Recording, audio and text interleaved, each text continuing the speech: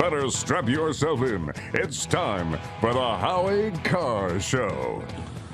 The UN, begun as a moral force, has become a moral farce. Live from an undisclosed location.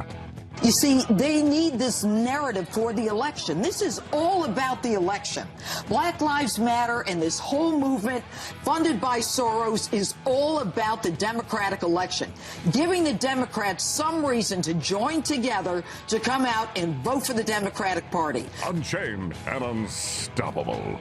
All of the major inner cities, all of them governed by Democrats, are all disasters. I mean, look at Baltimore, where 13% of the students pass the 8th grade math test. Look at Detroit, where about 9% of the students are passing a 3rd grade reading test. Look at Chicago, where you have more Americans have been killed while Obama was president in Chicago than in Iraq and Afghanistan combined. Who's your captain? Howie Carr. I think the most important part is the contrast in him having a book versus a gun. But in my mind and in most of the community's mind, it really doesn't matter if he had a gun. Who do you love? Howie Carr. That people would recognize that there's another choice and that there would be an examination of me and Bill Weld as who we are and what we've done, and not based on that. I think I could stand up there for the whole debate and not say anything and emerge as a leader. Rump swabs, hacks, and moonbats beware. It's Howie Carr. Gary Johnson, I don't even know where to begin with. This is Curt Schilling in for Howie Carr. 1-844-500-4242, HowieCarrShow.com. You can watch it live. 680 on the text line. Big news, apparently, Steve. Politico's reporting that Ted Cruz is expected to throw his support to Donald Trump. And let me just glance by the article. Multiple sources close to Cruz say the senator is expected to indicate his support for Trump as soon as Friday. It's unclear whether Cruz will say only that he is voting for the nominee, as other lawmakers have done, or offer a more full-throated endorsement.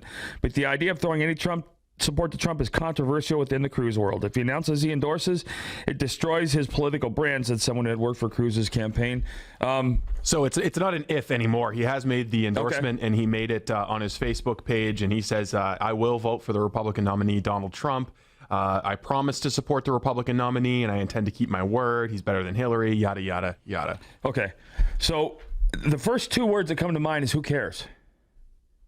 Who cares? The political world cares, Curt. There's endless speculation. No, this guy wants to run again to be in the U.S. Senate. He wants to run again to be the United States president. He was the guy who came in second in the Republican primary. He made a big stink at the convention. That was the biggest story coming away from the convention. And now it seems that it was all for naught. Despite your affinity for the Patriots, you're an adult. And I would ask you right now, have you ever voted for somebody because of somebody else's endorsement? No, but the endorsements can be used to attack you. Oh, right. But he thought he was insulating himself 4 years from now from attacks because he associated himself with Donald Trump. That didn't work, and now he's gone out of his way to associate himself with Donald Trump. Because, I mean, I theorize that he did this simply because he knows Trump is going to win now, and he thought maybe he was going to sneak in if Hillary won in 4 years. And now that's not possible. So he's going. But again, I've never ever voted for somebody because somebody else liked them or somebody else supported them. And my hope is that I would like to see all the Cruz supporters go over to Trump and vote Trump, and I think most of them will. But I think he's politically he's putting himself in an unavoidable pit, an undiggable pit that he can't get out of. Unforced error. I don't think this helps him at all. I like Ted Cruz, but I lose a lot of respect for him. He took a principled stand, and whether you agree with it or not, he should have stuck to his guns. But it reinforces the perspective that he is just a cold, calculating politician. He is another one of the establishment because he just did exactly what established politicians do. He vacated principle for votes. In his mind, and I don't know. But again, I if it helps Trump's support, great. I just don't understand how it certainly doesn't hurt Trump. Does it? Doesn't. It doesn't hurt him. We're sure about that? Absolutely. There's no negative consequences from Ted Cruz endorsing him. No, I don't vote for people based on stuff and we talked about this earlier. I've never voted for somebody based on a commercial.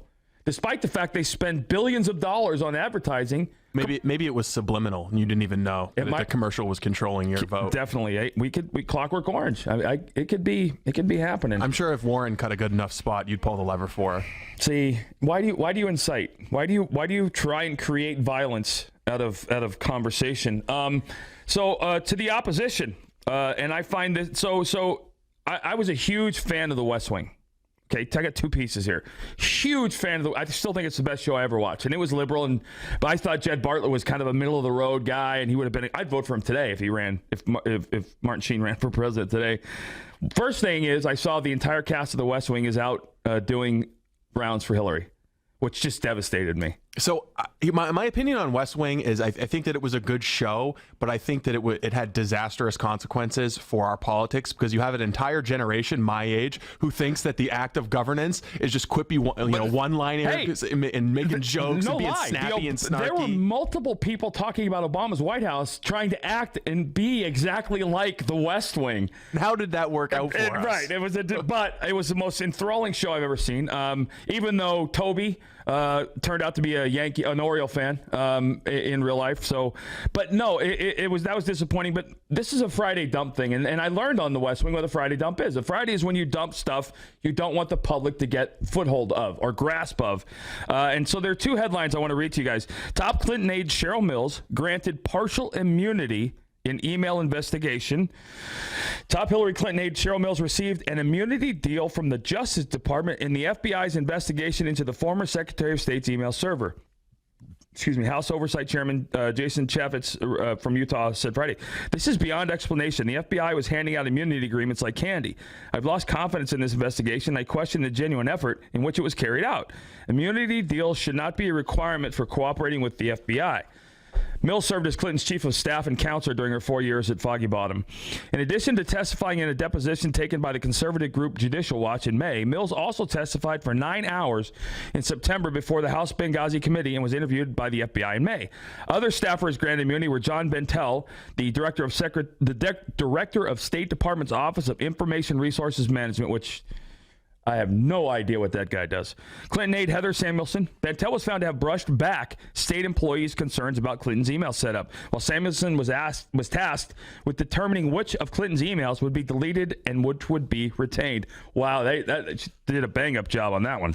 Although Clinton campaign said the emails were reviewed for any work-related messages, the FBI found that those making the call, such as Samuelson, use search terms in subject lines and body text. I've been on the internet long enough to know basically what that means is she just entered a couple words in the search tab, and the emails that came up with those words were either deleted or not deleted. She didn't actually read the emails. A source familiar with the immunity offers to Mills and Samuelson said they came after the FBI interviewed the two lawyers when investigators asked to go through their computers to see if they still contained classified information. Yeah, Cheryl Mills is a real snake in the grass in the Clinton orbit. I mean, I don't think enough attention has been paid to her role. Right. But who in the Clinton orbit is not a revolting snake in the grass? I mean, you have to organize them. They're all snakes in the grass, but some of them are cobras and some of them are anacondas. Garden snakes. Yeah, exactly. Okay. Some of them are Anthony Weiner. He's just a garden snake. Right. You know? Well, I mean, come on, dude. At what point do you just say, okay, I've had enough? I mean, 15-year-olds? Well, I mean, Uma, that's the only right decision I've ever heard Uma make in her life was walking out of that scumbag's life. But yeah, so I always go back to the mafia. You used to grant people immunity in crimes in the mafia for what? Because they were going to throw the big people under the bus. It was transactional. Right. Yeah. So what are they giving in exchange for this immunity? Nothing. And Cheryl Mills, if you recall, she also got attorney-client privilege because Hillary made her attorney. So there's all kinds of missteps by the DOJ, or not missteps. I think they're doing it intentionally. Well, how corrupt is this FBI? But that's the scary part. If we're talking about, and it's a legitimate conversation, that we don't believe they have the American people's best interest, these are the things that continue. In addition to Hillary somehow avoiding felony charges on about 9 billion counts, these are all of the elitist politicians who get to live a different life than we do. We are not subject to the same laws, and they are not subject to the same laws as we are. Healthcare. You know what? That healthcare program sucks. So we're going to write an amendment that makes us not have to adhere to that healthcare program. The people are right. This is, again, another reason why Trump is where he is. People are sick and tired of being lied to day in and day out in every possible way. Phone lines look a little full. You want to go out to the phone lines? We'll go to line 1. And Joel, you're on line 1. What's up? Hey, guys. What's going on? How you doing? All right, man. Hey, you know what gets me? Is why can't we go after this Soros guy as a nation? You know, why? No, seriously. We know the money's coming from him. We can lock that guy down. We could do something. I mean, there's got to be something to do. And if I was Trump, just in a very cool way, he's got to chill out a little bit. I'd say, look, I'm going to shut down punks like that rat bastard. I'm going to shut them down tomorrow. But Joel, that sets a dangerous precedent, though, because do you want Obama coming after the Koch brothers or Sheldon Adelson? You know, I mean, I don't think, to my knowledge, Soros hasn't broken any laws. Well, yeah, but that's they already did, man. They already did. Here's the thing. I mean, give me a break. They have enough money to They have enough money to be untouchable.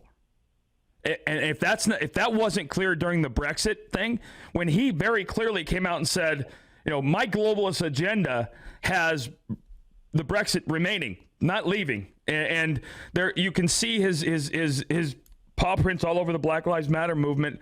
But he's a globalist, and they've released emails, and he was sending Hillary about initiatives and programs he wanted to drive her to do. Right, and my point is, there's no question in my mind we can't pressure that boy. In other words, hey, dude, you know what? We're going to shut down your freaking line of money. You know, you may be this, you may be that, but guess what? We're going to pinch you, and we're going to pinch you hard, and we're going to go after you, and at least expose them on a global scale. Like, we know what you're doing, right, and we're coming after you because you're messing with the wrong dog. And you know what I'm saying? Well, my comeback to that is if you put two people out in the open, and on the right side you put a guy with $100 billion, on the left side you put a guy with a moral compass, a true moral compass, where are most people these days going to go? You know, the money buys people money. And if our politics haven't taught you that, hell, look at the Clinton pay for play. If that hasn't taught you that money talks above all else, nothing will. But that is why we have to empower and inform voters and make sure she gets nowhere near the White House. Because if she does, pay for play will take on a meaning that we just can't begin to fathom. All right, that was a great call. Thank you for the question. Thank you for the comment. This hour of the Howie Carr Show is brought to you in part by the Kowloon Restaurant in Saugus. The Kowloon is my go-to spot for exceptional Chinese food. Check them out on Route 1 in Saugus. We will be returning shortly. Curt Schilling in for Howie Carr, 844-500-4242. Back in a minute. He didn't come here to be made sport of. Howie Carr.